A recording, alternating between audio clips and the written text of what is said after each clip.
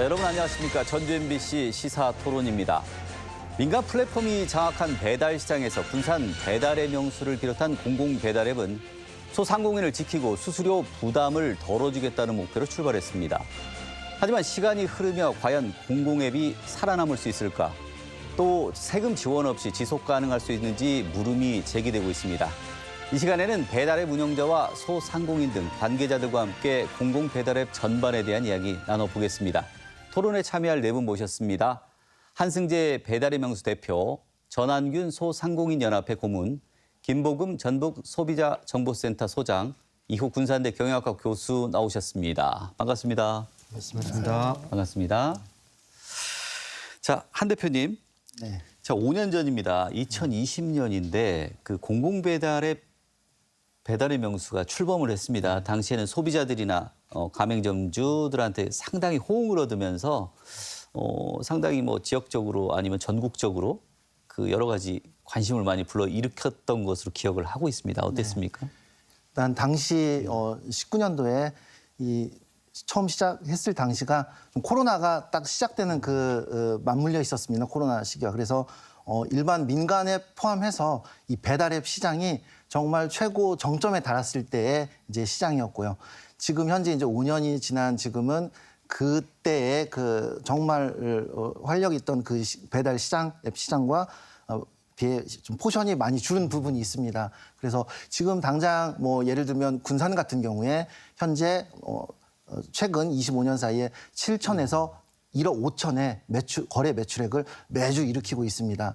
적지 않은 금액이고요. 물론 처음 시작했던 코로나 시기에 비해 포션은 많이 줄었지만 이건 뭐 키워드로 보면 시장과 이용자, 시장이 좀 줄었을 뿐이지 배달앱을 이용하는 이용자들, 사업주나 소비자들은 지금 군산시 같은 경우에는 굉장히 굳건하다. 그리고 전국에서도 이렇게 공공 배달앱이 매주 거래 매출액을 인구 대비 사용자 대비 이렇게 1억 5천씩 일으키는 배달앱은 전국에서 유일하고 좀 성공적인 케이스라고 좀 자부하고 있습니다. 아까 말씀하신 것처럼 뭐 시장이 좀 줄었다, 이용자가 소폭이 좀 줄었다 하는 가장 큰 이유는 일단 뭐 음식을 배달하지 않고 직접 이제 방문해서 매장에서 먹는 그런 시장들도 많이 늘어난 부분이고요. 시기 변화라는 말씀이시고요. 자, 김보금 소장님. 네. 쿠팡이츠나 배민 많이 이용하십니까? 네. 저는 이제 그 앱을 많이 이용하는 소비자층이 어떤가 이 조사를 해본 결과요. 사실은 10대들도요. 부모의 동의를 받아서 가족의 대표가 결제가 가능하면 자녀들이 사용할 수 있도록 민간 앱은 그렇게 되어 있습니다. 그래서 10대들도 많이 사용하고 있고요. 그다음에는 이제 주로 이제 20대나 30대층들이 사용하고 있는데 저희 아이는 이제 40대 이제 초반이 됐거든요. 그래서 토요일 날 만나서 이렇게 일식거리를 찾을 적에는 그 아이는 민간 앱을 쓰고 저는 그래도 이제 공공 앱을 사용하거든요. 왜냐하면 토종 입맛 때문에. 차이가 어떤 부분이? 네, 그래서 그 차이를 보면 저도 이제 들어가서 보다 보면 젊은 층들은요 흔히 이제 직관적이라는 단어를 많이 써요. 왜 그러냐면 이게 이제 이 직관적이라는 단어를 많이 쓰는데 한눈에 봐도 편의성이 뛰어나거든요. 그러니까 민간 앱이? 네, 민간 앱이. 그러니까 어떤 앱의 속도라든지 상품 안내라든지 검색 방법이라든지 그다음에 제가 우리 그 지역에 있는 실시간 그 사용자들의 리뷰를 쭉 체크를 한번 해봤었어요. 해봤는데 어쩔 수 없죠. 같은 답변이 계속 올라와요. 그래서 이런 부분들 또 결제의 편의성이라든지 이렇게 프로모션을 묶어내는 이런 것들 때문에 공공앱보다는 민간앱을 많이 사용하고 있고요. 공공앱 같은 경우는 우리 지역에서 살려야 된다, 동네 가게를 살려야 된다, 이런 자치단체 홍보를 통해서 소비자들이 그쪽으로 갔었는데 우리 이제 그 배달의 명수 대표님의 이야기를 들어보니 아니다, 아직도 굳건하다 이렇게 말씀을 하셨는데 그래도 우리가 느끼기에는 공공앱에 있는 소비자층들이 민간앱으로 많이 이동하고 있다 이런 느낌이 들어서 그건 사실인지 아닌지 궁금했었는데 말씀 들어보니까 아직도 굳건하다 보니 믿을 만하네요. 자, 소상공인들 얘기도 좀 들어봐야 되겠습니다. 우리 전한군 교무님. 네. 이 카페나 식당 점주들 이런 분들이 다 가맹점 사장님들이신데 이분들 의견도 좀 궁금해요. 이게 민간 앱하고 공공 앱에 대해서 어떤 의견들, 장단점에 대해서 어떤 말씀을 하십니까? 네, 코로나 이후에 우리 국민들의 소비 패턴이 많이 바뀌어가지고 옛날에는 모여서 전부 다 회식을 하거나 친목을 다지는 그런 시대였었지만 지금은 뭐 혼술이나 혼밥 이런 걸 해서 변하고 있는데 우리 그 소상공인들도 이런 것 같아요. 좀 젊으신 분들이나 그런 변화되는 것을 빨리 캐치하신 분들은 배달하는 쪽으로 이렇게 돌려가지고 사업이 그래도 유지가 잘 되고 있는데 일부 연로하신 분들이나 그런 쪽에 좀 적응을 늦게 하신 분들은 오히려 더 수입이 감소해서 굉장히 힘든 그런 현상을 지금 보이고 있고요. 민간앱이든 공공앱이든 그 유명한 이름값을 하는 유명 식당이라든가 유명 그런 업체는 그래도 호황을 누리고 있는데 지역에 있는 골목 상권에 있는 분들은 더 힘들어지는 꼴이 되는 거죠. 그 군산 배달의 명수가 출범 당시에 상당히 그 이용자들 폭발적으로 증가하면서 민간 앱을 따라잡을 수도 있는 거 아니냐라는 기대도 좀 많았습니다. 근데 결론은 그렇게 많이 이제 성장을 우리가 생각하는 거 이상으로 성장은 되지는 못했는데 이게 어떤 지역적인 거나 어떤 구조적인 무슨 한계가 있는 겁니까? 예, 그 원인에 대한 진단은 좀 다양하겠지만 지금 보이는 좀 현상을 좀 중심으로 좀 몇 가지를 좀 네. 정리를 해보면 최근에 이제 군산시 상권 활성화전에 한 설문조사가 있었습니다. 그중에 이용자하고 가맹점주들한테 가장 불편한 점이 무엇이냐 물어봤더니 이용자가 없다, 이용할 매장이 없다. 그다음에 가맹점 수가 적다라는 게 가장 큰 불만이었거든요. 이제 이 문제는 뭐냐면 수요가 얕으니까 공급도 안 붙는 상황이고 또 공급이 없으니까 그 플랫폼을 찾지 않는 그러니까 닭이 먼저냐 달걀이 먼저냐는 전형적인 이 패턴이 지금 이제 공공 앱에서 좀 보이고 있는 것이고요. 또 두 번째 이제 그 수수료가 거의 전부권에서는 없다 보니까 이 수수료에 대한 보전이 재정에 의존하게 됩니다. 그래서 가격 메리트 유지에 좀 재정이 투입돼야 된다는 구조적인 좀 모습을 갖고 있고요. 또 두 번째, 가맹점주 입장에서 봤을 때는 이 수수료 부담은 없지만 수수료 부담 외에 이제 제품, 이제 음식이 판매되는 과정에서 카드 수수료라든가 그다음에 이 라이더 연계 비용, 그다음에 마케팅 비용까지 판매에 들어가는 비용으로 가맹점주들을 생각을 하는 거거든요. 네. 근데 그러면 이제 공공 앱은 거기에 들어가는 수수료는 없지만 그 추가적으로 판매에 드는 비용, 라이더 중개 비용이라든가 마케팅 비용들은 상당히 일반 앱에 비해서 좀 고가로 지불한 상황이고 자, 그러면 일반 앱은 상대적으로 수수료가 높지만 시장에 우월적 지위가 있습니다. 네. 그래서 아까 라이더들에 대한 비용 전가라든가 그다음에 그 가맹점주들한테 좀 비용을 전가하는 측면이 있기 때문에 그쪽에서 마케팅이나 영업 판촉에 대한 메리트를 갖고 있는 거거든요. 그래서 그렇다면 이 공공 앱은 구조적으로 수수료 측면에서는 강점이 있지만 시장의 우월적 지위를 가지고 마케팅을 공격적으로 하는 일반 앱에 비해서는 좀 이런 부분에 좀 약점이 좀 있는 것이고요. 자, 이제 소비자 입장에서도 뭐 그렇습니다. 이게 초기와 달리 좀 어떻게 보면 이제 소비자들이 많이 찾지 않을 수도 있고 그렇게 된다는 흐름이 좀 이어지고 네. 있는 부분들이 있는데 자, 이탈하는 이유는 뭐라고 보십니까? 네, 제가 앞에서도 이야기했지만 다양한 원인이 있는데 첫 번째는 초기에는 저희가요 공익성, 지역성 네. 이런 의미로 저희가 공공앱으로 들어갔습니다. 근데 이제 사용을 하다가 보니까 소비자들은 이런 게 있어요. 소비자들의 의사 결정에는요 반복적인 어떤 습관이라는 게 있습니다. 이거 뭐 키자마자 바로바로 이렇게 들어가면 됐는데 그러다 보니까 이런 거에 의한 소비자들이 이제 민간 앱을 찾아내는 그런 찾게 되는 그런 방법들이고요. 뭐 아까 교수님이 다양한 이제 문제점을 얘기하셨는데요. 일단은 첫째는 이제 경쟁력이 이제 부족하다. 이 부분은 이제 어쩔 수 없다고 봅니다. 이건 자치단체에서 예산을 지원해서 공익적인 측면으로 지원해 주는 거고 뭐 민간 앱이야 엄청난 규모를 가지고 하고 있기 때문에 그 플랫폼 자체를 이길 수는 없다고 저는 보고 있고요. 그다음에 이제 우리가 이제 그냥 소비자 입장에서 보면 몇 시에 배달 오기로 했어요. 그렇게 했는데 이게 지금 몇 시에 도착한다라는 게 민간앱 같은 경우는 그게 뜨잖아요. 언제 도착한다. 뜬다고 하고 어떤 실시간으로. 경우에는 실시간으로 이렇게 검색 지도하면 와요. 근데 이제 공공앱 같은 거는 제가 들어갔는데요. 어디 통은 묶어가지고 얼마 걸리고 어디 통은 묶어서 얼마이고 그렇다 보면 배달 가격에 대한 이런 부분도 이제 배달비죠. 이런 거에 좀 차이점도 있기도 하고요. 그리고 이제 아까 이제 그 유명한 업소에 대해서는 계속해서 손님이 몰린다고 하셨는데요. 그런 인기 업소가 좀 계속 많아져야 된다. 뭐 마케팅의 어떤 브랜딩이 조금 약화되는 부분도 있고요.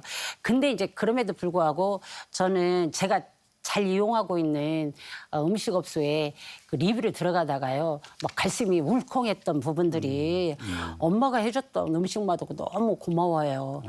양도 많아요. 정말 감사합니다. 이제 이런 그 답변들을 보기도 했어요. 봤는데 제가 똑같은 그 업소가 있잖아요.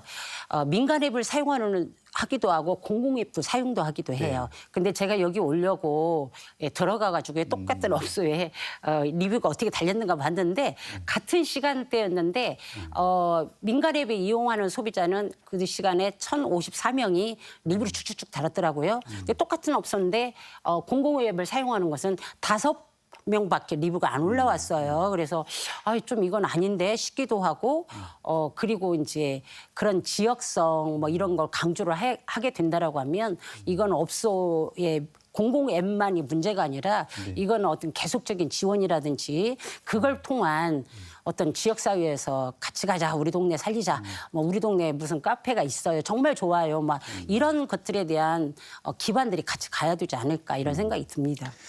자, 전 고모님한테도 좀 가맹점주 입장에서도 좀 하셔야 될 얘기들이 좀 많을 것 같아요. 그렇습니다. 어떤 부분들을 더 보완해야 되는지. 네. 예. 금방 김 소장님 말씀하신 것처럼 저도 공공앱을 사용하다 보면 접속이 원활하지 않을 때도 있고 그다음에 가입업체가 많지 않기 때문에 그 꺼리는 것도 있고 또 어떤 때는 가입업체가 그냥 그 공공앱을 받지 않는 경우도 아까 같이 뭐 여러 가지 뭐 단점이 있어가지고 그러는 경우가 있습니다. 그런데 우선은 그 우리가 볼 때는 공공앱을 활성화하기 위해서는 업주에게 좀 혜택을 더 부여할 필요성이 있다. 아까 같이 부대 비용 같은 게 수수료는 없지만 배달료는 오히려 더 비싸게 부과하는 경우도 있고 그다음에 여러 가지 그런 것들이 있기 때문에 그렇고 그다음에 원활한 접속이 가장 이유가 큰 것 같아요. 그리고 편리하지 않습니다. 그러니까 민간 앱은 상당히 편리하게 이렇게 돼 있기 때문에 사람들이 사용이 많은데 공공 앱은 아무래도 좀 접속하기도 어렵고 그 사용하기도 좀 어려운 그런 점이 있어서 그래서 일단은 다수의 업체가 들어가고 사용자가 많아야만이 그 앱을 더 많이 쓰게 되고 그 소상공인들도 이득을 볼 수 있는데 그러지 못하는 거다. 그래서 이러려면 다수의 업체가 참여도록 좀 홍보도 좀 더 해야 되고 사용자가 많은 더 신경을 써서 노력할 필요가 있다 이렇게 생각이 듭니다. 자, 아무래도 뭐 저 전국을 상대로 아니면 뭐 전 세계를 상대로 하는 배달앱들도 있고 뭐 이러다 보니까 사실 지역의 공공앱들이 그걸 갖다가 뭐 재원 규모나 이런 걸로 뭐 완전히 이길 수 있거나 이런 건 쉽지는 않은 부분이기는 한 것 같은데 그럼에도 불구하고 또 강점이 있지 않겠습니까? 차별화가 있고 아까 그 두 분 얘기하시는 거에 대한 좀 반론해 주실 거 있으면 좀 해주시고 또 배달앱 명수가 가지고 있는 뭐 차별성 이런 강점이 있다면 또 말씀해 주십시오. 그래서 뭐 패널님들께서 말씀해 주셨던 뭐 기능적인 편의성의 부족, 네. 부족한 이런 마케팅 재원들 그리고 또 적은 마켓 쉐어, 가맹점 수도 좀 부족한 부분들 그런 것들이 뭐 다 나와 있는 사실들이고 사실 통감하는 부분이지만 좀 비유를 들어서 설명을 드리면 일반 세단 그냥 소나타라고 비유를 하겠습니다. 그리고 뭐 스포츠카가 있을 수 있겠죠. 일반 뭐 소나타와 스포츠카를 두 개를 비교하면 엄연히 용도나 들어간 뭐 부품들 각 부품들의 재원 가격들이 다 틀릴 줄 압니다. 소나타 같은 경우에는 뭐 택시로도 사용할 수 있고 렌트카로도 사용할 수 있고요. 스포츠카는 재원이 있는 사람들이 고속도로를 톨비 내고 쌩쌩 달리면 되는 부분이고요. 그래서 민간 앱을 굳이 비유를 하자면 정말 막대한 마케팅비 개발자들, 뭐 100명 이상의 개발, 저희 배달의 명수는 거의 2명 내외의 개발자분들이 시스템을 유지하고 있는데 딱 보기에는 뭐 똑같은 앱입니다. 두 개 펼쳐놓고 보면은 하지만 여러 재원들 같은 것들이 뭐 부족한 상태에서 투입이 되다 보니 어쩔 수 없는 차이점들이 발생되지만 기본적으로 배달 앱이 갖춰야 되는 기본적인 기능들 주문을 접수하고 받고 배송하는 것들은 충분히 이루어지고 있는 상태고요. 그리고 길게 얘기할 수는 없지만 최근에 더 추가된 그렇다고 소나타에 또 나쁜 기능만 있는 건 아닙니다. 지금 최근에 예를 들면 공공 배달 앱이 기본적으로 지역 화폐를 결제할 수 있다는 점, 그리고 최근에는 이제 정권이 바뀌면서 더 지원되는 소비 쿠폰의 형태들, 그리고 농림축산식품부에서 2건을 주문할 때마다 또 10,000원씩 할인 지원 같은 것들을 해줍니다. 이렇게 공공 배달 앱에만 지원이 되는 소비자 혜택들이 계속해서 보강이 되고 추가가 되고 있습니다. 더 추가를 한다면 온누리페이 같은 것들도 매장에 따라 결제 가능할 수 있게끔, 이런 것들은 소비자들이 오히려 민간 앱에서는 볼 수 없는 이런 구매 혜택인데, 이런 것들이 계속 추가되고 보강되어지고 부족한 재원들도 기술적으로도 더 개선이 많이 된다고 하면은 충분히 경쟁력이 있는 앱으로 성장을 할 수 있습니다. 어떤 부분들이 좀 개선돼야 되고 상공인들 입장에서 어떤 또 지원이 이루어져야 되는지 먼저 소비자 쪽 입장부터. 저는 이제 그 아까 광역 경기도라든지 그 성공사례 이야기하셨잖아요. 또 이재명 정부가 되기도 하고 해서 이게 이제 뭐 전주하고 군산하고 붙는다든지 뭐 요즘은 이제 자치단체 14개 시군에서도 지금 출발하고 있는 지역들이 있거든요. 그래서 그걸 좀 묶어내서 전주에서 일하고 있지만 군산이 집인 사람도 있어요. 그래서 인근 간에 뭐 이런 묶어내는 그런 아이디어도 필요할 거다 생각을 하는데, 저는 이제 소비자 입장에서 제가 이제 그 민간 앱 사용하는 쪽에 딱 들어가면은요, 고객 불만 해가지고 상단에 뭐라고 돼 있냐면은요, 연중 무휴라고 써 있어요. 그러니까 24시간 계속 어느 때든지 불만 제공해라. 우리가 답변하겠다라는 뜻이고요. 공공앱에 들어가면은요, 오후 6시라고 딱 마감이 됐어요. 퇴근하셔야죠. 그러니까 이제 이런 것들에 대한 안전성, 소비자 측면에서 이걸 어떻게 갖고 갈 거냐, 이런 고민도 필요하고요. 그다음에 이제 아까 그 교수님께서 다양한 이야기를 해주셨는데, 이게 진짜 상인들하고 가맹점주하고 그다음에 어떤 그 불특정 다수의 소비자들 이렇게 만남의 연계를 만들어가지고 어떤 참여형 운영위원회를 좀 구성을 해서 실질적으로 여기에서 답이 나온다고 저는 생각하거든요. 그러면서 이제 거기에서는 행정에다 요구하는 이런 부분들, 프로모션에 들어가는 20%밖에 안 되기 때문에 그런 거에 대한 비용들을 어떻게 할 것인 건가, 이런 고민도 필요하고요. 그다음에 마지막으로 우리가 작년에 무슨 일이 있었냐면은요, 전주의 유명 음식점만 다니면서 나 작년 걸렸다 가지고 작년맨이라는 사람이 나와가지고요, 엄청나게 그냥 그 경찰에 이제 수사가 들어갔었던 부분이고, 그 해당하는 업소 사장님은 막 저한테 전화해가지고 이거 어떻게 해야 되냐고 이런 상담도 했던 사례들이 있는데요. 그래서 이 그 음식 안전 인증에 대한, 그러니까 일단은 민간 앱에 들어가면은요, 그 음식 안전에 대한 뭐 검증 이렇게 써 있어요. 써 있는데 우리 공공 앱은 그런 게 없거든요. 업소가 다 그렇게 할 수는 없지만은 그래도 우리가 해썹을 인증을 요구하는 부분은 아니기 때문에 그런 것들에 대한 위생 정보라든지 이런 것들을 교육을 통해 가지고 좀 소비자들한테 안심시키고 또 그렇게 해서 선택할 수 있도록 하는 그런 방법들이 필요한 것 같아요. 제가 오늘 너무나 주문이 많아서 죄송합니다. 비용에 대한 문제도 좀 부담스러울 수도 있지만 또 디테일이 좀 필요한 세심한 어떤 그런 그 운영 묘를 살리는 부분도 좀 있는 것 같으니까 참고해 주셨으면 좋겠고요. 어떻게 소상공인 쪽에서는? 저는 코로나 시기에 전북 광역 그 소상공인 연합회장을 맡아서 하면서 늘 이렇게 지원해 주는 것만 이렇게 방송에 나와서 이야기를 하다 보니까 많은 사람들한테 빈잔을 좀 많이 들었습니다. 근데 그럴 수밖에 없었던 게, 정말 힘들게 사업하시는 그 소상공인들에게 힘이 되어주는 것이 필요하고, 그러려면 지자체의 지원이나 그다음에 우리 도민들의 애정어린 손길이 필요하다, 이런 생각을 하고요.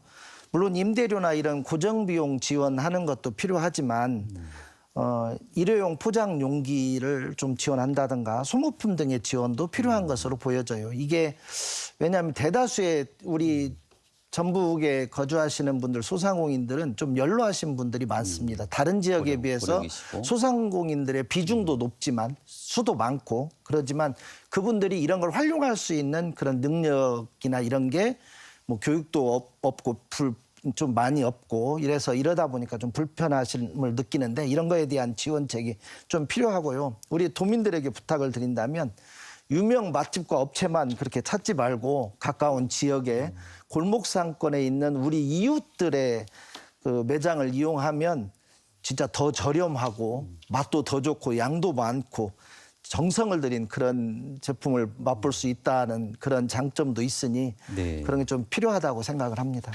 알겠습니다. 자, 한 대표님, 아무래도 이게 좀 이 자치단체의 어떤 지원을 받아서 이제 운영을 시작한 앱이지 않습니까? 그러다 보니까 이게 사실은 뭐 어떤 그 지방 정부도 이제 정권의 시기가 있을 텐데 사실은 시기가 지나다 보면 이 분명히 정치적인 세력은 나뉠 수가 있지 않겠습니까? 시의회 같은 경우.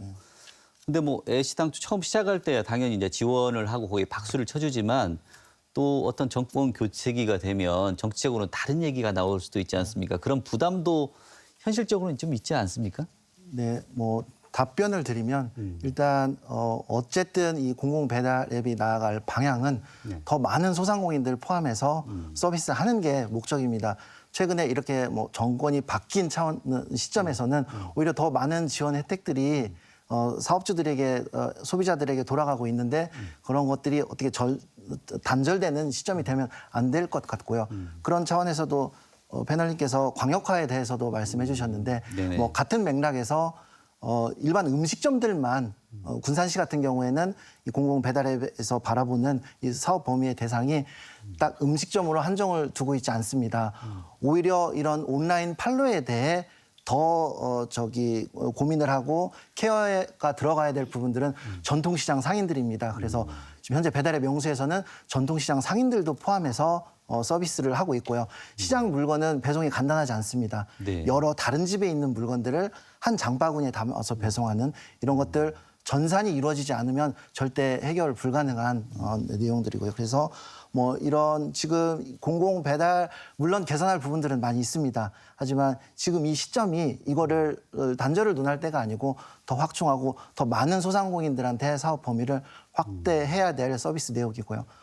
그 전주에서 최근에 공공 배달앱 구독 할인 사업 예산이라는 그 항목이 있었는데 이게 시의원이 특정 업체 자신이 속한 특정 업체에다가 뭐 이게 한 1억 정도 되는데 그중에 7천만 원을 몰아줘가지고 논란이 되는 사건이 좀 있었습니다.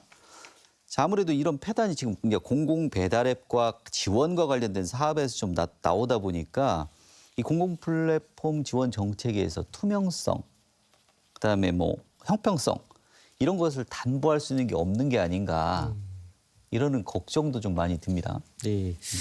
아마 이 공공 앱을 민간 앱과 비교할 때 가장 차별화할 수 있는 장점으로 부각할 수 있는 게 공평성, 형평성입니다. 근데 그 투명성을 담보할 수 있는 건 그 정보를 공개하는 거거든요.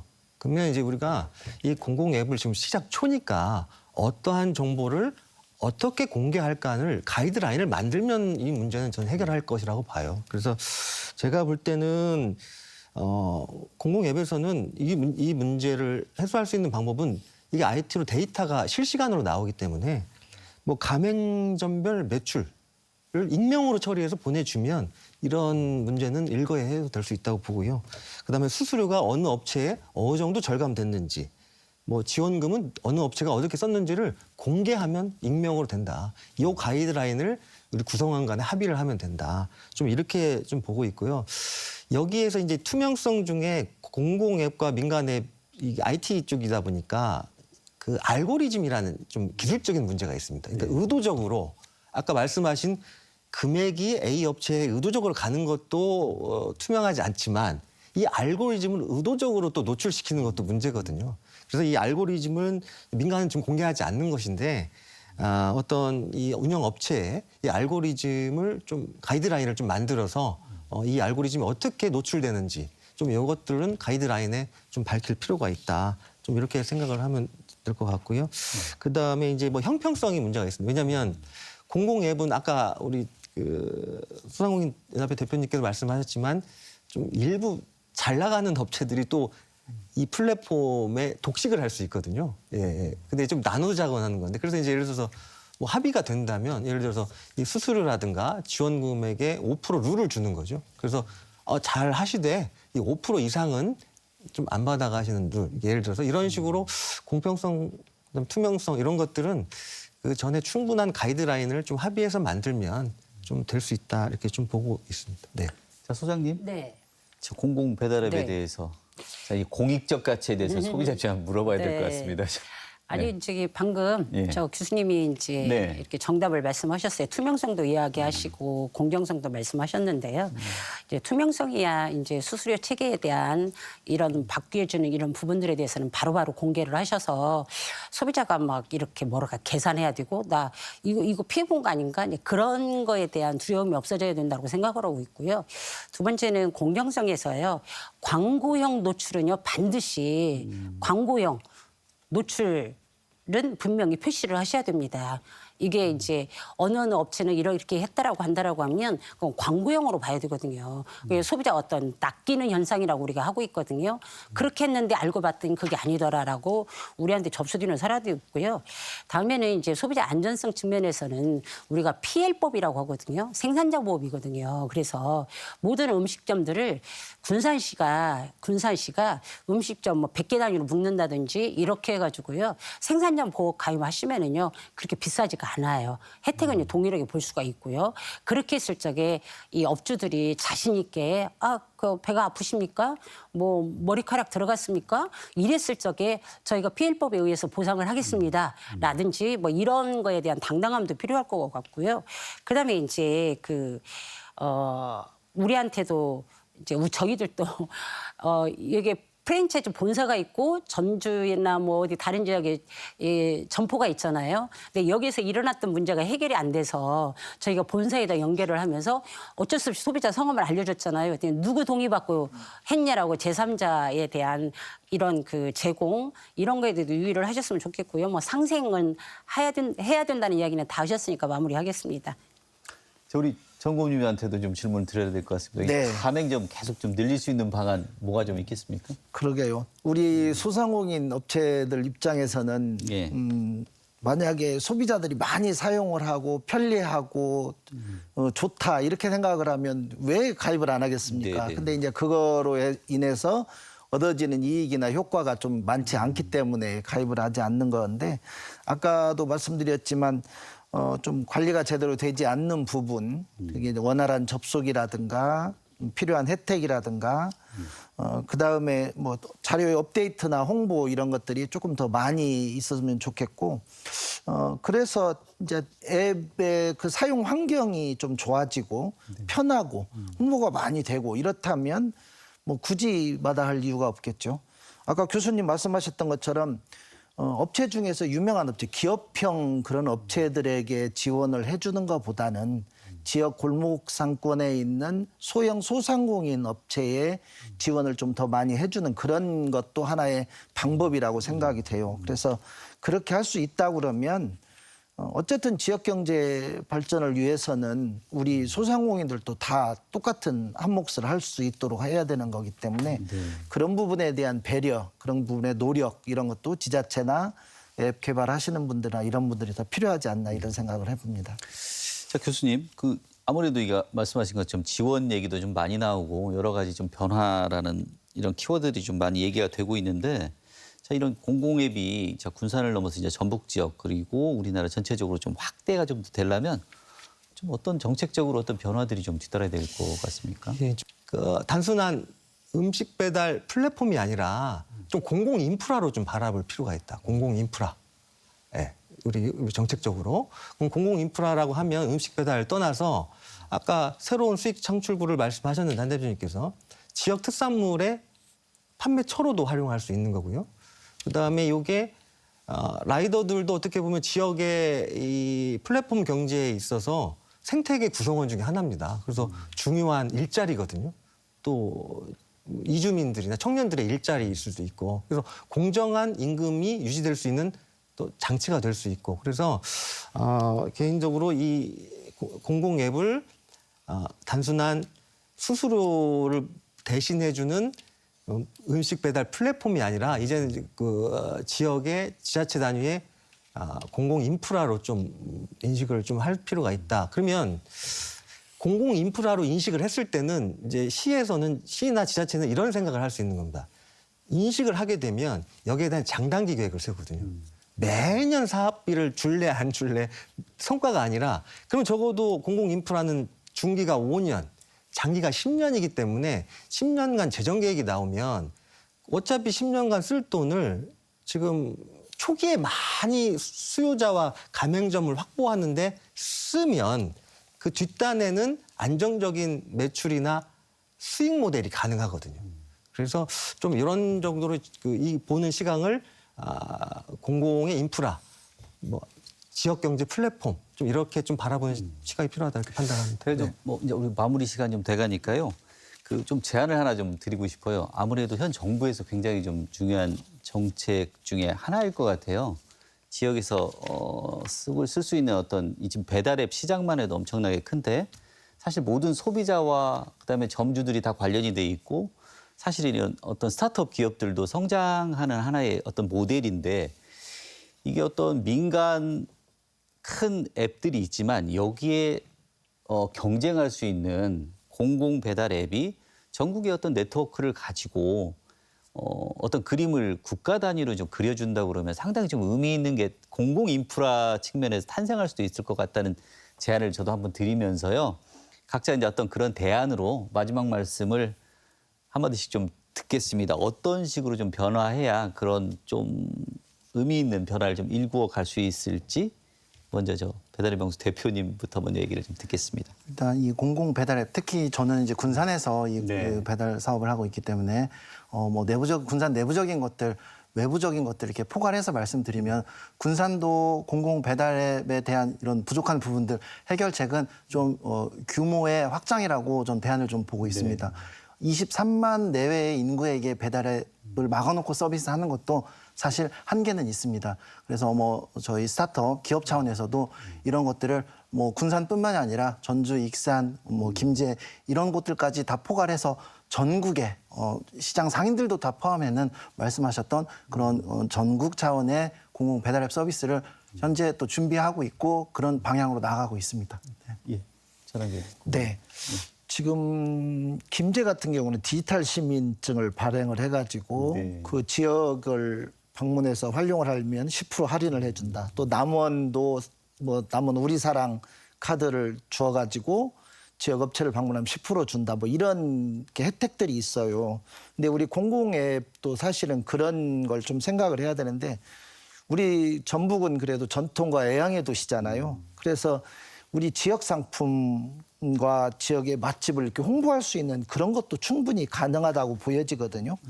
그래서 이게 이제 결국은 지역 경제를 살리는 방법이기도 하고 특히 외부에서 온 관광객들이나 아까 남원이나 김제 예를 들었지만 외부에서 온 관광객들이나 타지에 그 거주한 사람들도 우리 전북에 왔을 때 그런 걸 이용하면 훨씬 더 좋은 홍보가 되고 결과가 있지 않을까 이런 생각을 해요. 그러면 결국 우리 전북을 알리는 일이기 때문에 이런 관광 산업과 컨벤션 이런 것들이 연계된 마이스 산업이 조금 발전을 하면 지역 사람들도 찾고 외지 사람들도 찾아서 소비가 증가하고 지역 경제가 발전이 되면은 더할 나위 없이 좋은 거 아닌가. 그래서 공공앱은 더 발전을 해서 존재할 필요성이 충분한 가치가 있다 이렇게 생각을 합니다. 소비자 대표 김봉수 네. 아까 교수님 말씀 듣고요. 갑자기 카카오 택시 이용하다가 이제 한옥쿨이 조금 활성화되고 있거든요. 또 제일 처음에 대형마트 우리 지역에 이마트 들어왔을 적에 결국은 전통시장 살린다고 했다가 이제는 뭐 서로 공유하는 이런 과정까지 왔고요. 그래서 이게 어떤 것이 정답인가 하는데 우리가 이제 지금 어떤 감성적인 정서적인 연결이 필요하다고 말씀하셨잖아요. 어떤 그 공공 앱이 지역의 인플라가 됐을 적에는 방어 역할을 할 수 있다 이런 이야기 하셨잖아요. 그러니까 그게 적극적으로 홍보가 돼야 되는 부분이 사실은 우리가 완주 로컬을 생각을 하면 완주 로컬이 여기까지 오기 과정까지는요. 첫째가 농민들, 출하자들, 그 지역 주민들 그다음에 협조했던 기본적인 사람들이 완주군의 공무원들이었었어요. 왜 그러냐면 우리가 일주일에 한 번씩 꾸러기 이제 그 농산물이라고 해가지고요. 그 일주일에 한 번씩 농민들이 모여가지고 막 택배 싸가지고 막 전국적으로 다 보냈거든요. 이때 서울 수도권에 있는 막 자기 친인척도 다 명단에 올리고 막 1년에 뭐 10만 원씩 5만 원씩 가입비 내고 이런 것들이 근간이 돼가지고요. 전국적으로 이제 완주 로컬이 정착이 됐잖아요. 그래서 저는 군산은 군산, 전주는 전주, 지역적으로 있는 공공기관, 공무원들, 공기관 뭐 하십니까? 이런 분들이 적극적으로 참여할 수 있도록 그런 것들이 필요하고요. 그다음에 이제 아까 이제 사회자께서 국가적인 단위에서 이걸 할 수 있는 방법이 뭔가 말씀하셨잖아요. 이것은 결국은 국회에서 법안을 개정을 한다든지 예산을 만들어야 된다든지 이런 과정이라고 봐서 저희 이거 끝나고 나면요. 다음번에는 지역 국회의원들 모시고요. 이거 분명히 가지고 이거 가지고 토론 주제로 잡아야 된다. 이런 생각이 들고요. 마지막으로 MBC도 할 일이 있습니다. MBC가 함께합니다. 뭐 내가 써왔어요. 나의 공공웹 주문이 우리 동네 가게를 살립니다. 아유, 좋은 아이디어 감사합니다. 자막도 좀 넣으시고요. 이렇게 좀 도와주세요. 이런 애절한 마음을 네 이상입니다. 3개 듣겠습니다. 네. 자, 교수님 마무리 말씀 예, 그 공공앱이 이러한 경제 효과와 그 명분이 있더라도 지속 가능한 게 첫 번째입니다. 그래서 이제 지속 가능성을 확보하기 위해서는 아까 많이 좀 언급이 됐지만 광역화가 필요해요. 광역화가 이제 적어도 전국 단위는 아니더라도 전라북도의 공공앱 하에 지금 현재 운영 중인 전주와 군산이 각자의 재원으로 서브로 들어가는 거죠. 그렇게 되면 각 지자체의 재원뿐만 아니라 도 단위 특의 예산이 투입할 근거도 생기고 이렇게 모인 돈은 같이 쓰면 시너지 효과가 있는 곳이 있습니다. 특히 이제 개발 분야. 지금 각자 개발을 하는데 같이 개발을 하면 서비스 품질이 훨씬 좋아지고 그다음에 서버 유지 관리도 같이 하면 다운이 됩니다. 그러면 이 나머지 예산 금액을 프로모션에 쓸 수 있는 거거든요. 그래서 가장 좀 광역화 좀 이런 게 좀 필요하다고 보고 두 번째 공공 인프라 지역의 공공재로 인식을 하면 여기에 음식 배달뿐만 아니라 지역의 경제뿐만 아니라 복지 정책의 플랫폼으로 바우처도 여기 쓸 수 있게 하고 모든 재원들을 이 플랫폼에 모으고 쓰게 할 수 있는 좀 지역의 그 경제 복지 플랫폼으로 좀 확대하는 게 좀 필요하다 이렇게 좀 생각이 듭니다. 자, 네. 오늘 의미 있는 말씀들 여기까지 좀 듣겠습니다. 자, 감사합니다. 자, 공공 배달앱에 대한 여러 이야기 나눠봤는데 여전히 해결해야 될 숙제가 많은 것 같습니다. 자, 그럼에도 공공 배달앱의 존재 이유는 분명하죠. 소상공인의 부담을 덜고 지역 내 소비 선순환을 만드는데 그만한 대안이 없기 때문입니다. 좀 더 머리를 맞대고 보완책을 고민해봐야 되겠습니다. 자, 오늘 토론 마무리하겠습니다. 이어서 뉴스 톱파보기 이어집니다.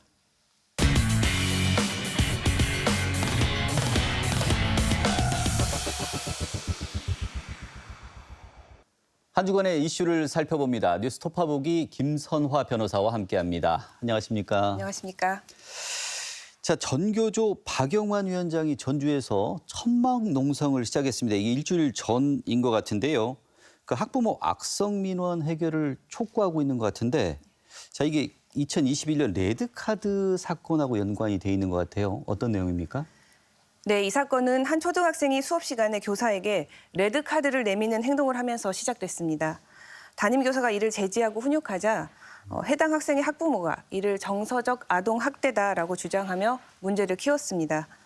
학부모는 이후 국민신문고와 교육청에 수십 차례 민원을 제기하고 급기야 담임교사를 아동 학대로 고소하기에 이르렀습니다. 결국에 교사는 극심한 스트레스를 이기지 못하고 학교를 떠나야 했습니다. 이 사건은 교사의 정당한 교육 활동이 악성 민원 하나에 어떻게 무력화될 수 있는지를 보여주는 상징적인 사례가 됐습니다. 저희 MBC PD수첩에서도 아마 이걸 다룬 걸로 좀 기억이 나는데 그 학부모의 그 잦은 고소와 민원으로 지금 교사가 6명이나 교체가 됐고 또 같이 공부하는 다른 학생들의 학습권까지 침해되고 있는 일들이 지금 계속 반복되고 있는 것 같은데 지금 이 법적으로 좀 마무리가 안 됐나요? 현재 상황이 좀 궁금합니다. 네, 법적 상황은 오히려 학부모에게 불리한 국면으로 전환됐습니다. 학부모가 교사들을 상대로 제기했던 아동학대 신고는 대부분 혐의 없음으로 결론이 났고요. 전교조 측에서는 해당 학부모를 무고와 업무방해 혐의로 형사고발해서 현재 경찰 수사가 진행 중입니다. 교사 개인이 아닌 교원 단체가 직접 나선 겁니다. 한편 학교는 여전히 후유증을 겪고 있는데요.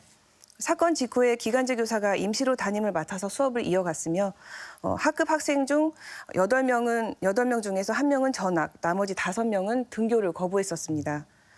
교사 교체가 여러 차례 반복됐었고 현재도 기간제 교사가 임시로 담임을 맡고 있기는 하지만 근본적인 갈등이 해결되지 않아서 학생과 교사 모두 힘든 시간을 보내고 있습니다. 지난해 4월인가 이거 교육감이 이걸 대리 고발까지 한 사건으로 지금 기억이 좀 나는데 이 학부모의 악성 민원이 지금 끊이지 않는 이유가 뭐고 이게 어떤 처벌이 가능합니까? 예, 일부 학부모의 왜곡된 권리 의식과 교권을 존중하지 않는 사회 분위기가 아마 가장 큰 원인일 건데요. 제도적으로 민원 제기는 쉽지만 교사 개인이 이를 방어하기는 어렵다는 허점이 있습니다. 처벌 규정은 물론 존재하기는 합니다. 개정된 교권보호법에 따라서 악성 민원은 명백한 교육활동 침해 행위로 학교장이 직접 고발할 수도 있고 업무방해 등의 혐의로 형사처벌도 가능합니다. 다만 그 악의성을 입증하는 그 과정이 까다로워서 실제 처벌까지 이어지기는 쉽지 않은 것이 현실입니다. 자, 올 상반기 지금 보이스피싱이 계속 일어나고 있는 것 같은데 피해액이 건당 평균 5천만 원을 넘었다고 합니다. 자, 이 피해 규모가 급증하는 이유, 이게 수법이 달라지는 겁니까? 무슨 이유 때문에 그렇습니까?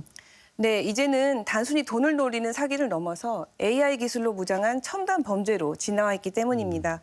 가장 무서운 변화는 딥보이스 기술의 활용입니다. 자녀나 지인의 목소리를 AI로 똑같이 복제해서 엄마 나 사고 났어. 급하게 돈이 필요해. 이런 내용의 전화를 겁니다. 여기에 해킹으로 빼낸 개인 정보까지 더해지면 속수무책으로 당할 수밖에 없습니다. 또한 검찰, 금감원 직원 등 여러 명이 역할을 분담해 압박하는 다중 역할극 방식도 고액 피해를 키우는 주된 원인입니다. 지금 과거에는 사실 저도 취재 많이 해봤던 것 같은데 이게 대부분 그 좀 고령층을 노린 보이스피싱이 대부분이었거든요. 근데 요즘은 지금 기록을 보니까 20대 청년 피해, 20대가 23%를 넘었어요. 그러면 4분의 1 정도 피해가 지금 20대 청년이라는 얘기인데 예. 이거 무슨 이유 때문에 그런 거죠? 역설적으로 디지털에 익숙하다는 점이 오히려 약점이 되고 있습니다. 20대는 온라인 쇼핑이나 중고거래, SNS 활동이 활발해서 개인정보 유출 위험에 더 많이 노출돼 있기 때문인데요. 사기 조직은 바로 이 점을 노립니다. 정부 지원 저금리 대출이나 고수익 아르바이트를 미끼로 접근하는 것이 대표적입니다. 특히 사회 초년생들은 금융 정보에 어둡고 목돈이 필요한 경우가 많아서 정상적인 금융 절차처럼 보이는 사기 수법에 쉽게 현혹될 수 있습니다. 나는 이런 사기 안 당해라는 그 과신이 오히려 냉정한 판단을 흐리게 만드는 원인이 되기도 합니다. 꼭 알아둬야 될 예방법 어떤 게 있을까요? 예, 일단 검찰이나 금융기관에서 오는 전화는 일단 먼저 의심을 하시고 반드시 해당 기관의 대표 번호로 다시 전화를 걸어서 사실 여부를 확인하셔야 됩니다. 많이 그 범죄 수법에 대해서 많이 알고 계시는 게 예방하는 데 가장 중요한 방법이라고 할 수 있겠는데요. 특히 출처 불명의 앱을 설치 또는 웹사이트 링크를 클릭을 요구하는 것에 대해서 절대 응하지 않으셔야 합니다. 만약에 이미 돈을 보냈다면 골든타임을 잡는 게 중요합니다. 즉시 112나 해당 금융기관 콜센터로 연락해서 지급 정지를 요청해야 피해를 막거나 일부라도 돌려받을 수 있습니다. 참고로 이른바 로맨스 스캠 역시 흔해졌는데요. 가짜 예쁜 여성 사진을 보내면서 접근을 해서 호감을 쌓은 뒤에 가상 자산이나 이런 데 투자를 하자라고 해서 거액을 편취하는 방법입니다. 또 카톡이나 문자 등으로 청첩장 링크를 보내서 클릭을 유도한 뒤에 악성 앱이나 가짜 로그인 페이지로 개인정보 및 금융정보를 훔치는 수법도 있습니다. 심지어 요즘에 민생회복 소비 쿠폰 신청 기간인데 이 쿠폰 지급을 사칭한 스미싱도 기승이라고 하니 참고하시기 바랍니다. 기술이 발전하면서 상당히 좀 주의가 더 많이 필요한 것 같습니다. 네. 자, 스쿨존에 대한 이야기도 좀 마지막으로 좀 해봐야 될 것 같은데 우리가 스쿨존에서 우리가 차량 운전할 때 보통 30km로 가야 되잖아요. 근데 네. 최근 요거를 좀 속도를 완화한다는 내용이 있습니다. 제한 속도를 50km로 올린다고 하는데 그 배경이 뭡니까? 예, 이번 조치는 민식이법 시행 이후 24시간 내내 시속 30km로 묶여있던 스쿨존 규제가 비효율적이라는 지적에 따라 추진됐습니다. 특히 아이들의 통행이 거의 없는 심야나 새벽 시간대까지 그 동일한 속도 제한을 적용하는 것은 과도한 규제라는 목소리가 있었습니다. 이에 따라 경찰은 2023년부터 일부 지역에서 시간제 속도 제한이라는 제도를 시범적으로 운영했고 그 결과 교통 흐름 개선에 긍정적인 효과가 있다고 판단해 이번에 전국적으로 확대 시행하게 된 것입니다. 즉 어린이 안전이라는 대원칙은 지키되 보다 합리적이고 탄력적인 규제를 통해 사회적 효율성을 높이겠다는 취지입니다. 그러면 뭐 학교 앞에는 전부 다 이제 이렇게 시행을 확대하는 겁니까? 또 어떤 방식으로 운영되는지 좀 궁금하네요. 예, 우리 전북에서는 9월 22일부터 임실 기림초등학교 어린이 보호구역에서 시간제 속도 제한이 시행되고 있습니다.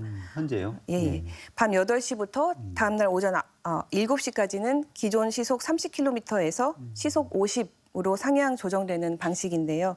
현재는 그 임실 기림초와 전주 선화학교, 송천초등학교, 남초등학교 등 총 4곳에서 운영되고 있습니다.